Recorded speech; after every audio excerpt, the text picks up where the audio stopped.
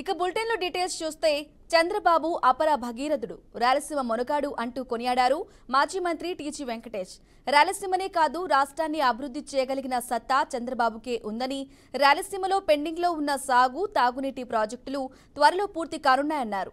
పెన్నా గోదావరి నదుల అనుసంధానానికి సీఎం భగీరథ యజ్ఞం చేస్తున్నాడని అన్నారు.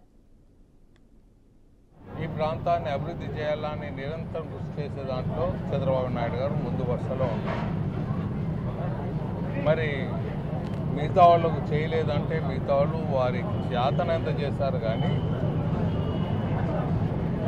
చేయవలసిన పని ఇంకా ఎక్కువగా ఉన్నందున ఇలాంటి కార్యక్రమాలు చంద్రబాబు నాయుడు గారే చేయగలరు. తెలుగు గంగ తీసుకొని వచ్చారు ఎన్టీ రామారావు గారు. మంత్రి నీవా ప్రాజెక్టు ముందుకు తీసుకోపోయారు చంద్రబాబు నాయుడు గారు. ఇంకా పూర్తి చేయవలసిన కార్యక్రమం ఉన్నది.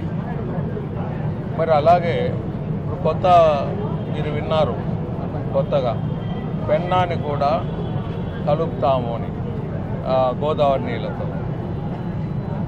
ఇది భగీరథ యజ్ఞం కన్నా గొప్పది. మరి ఇటువంటి అపర భగీరథుడు చంద్రబాబు నాయుడు గారు మనతో ఉన్నందున, ప్రధానమంత్రి మోదీ గారికి దగ్గరగా ఉండటం వల్ల డెఫినెట్గా ఈ రాయలసీమ రత్నాల సీమ దిశకు ముందుకు వెళ్తుందని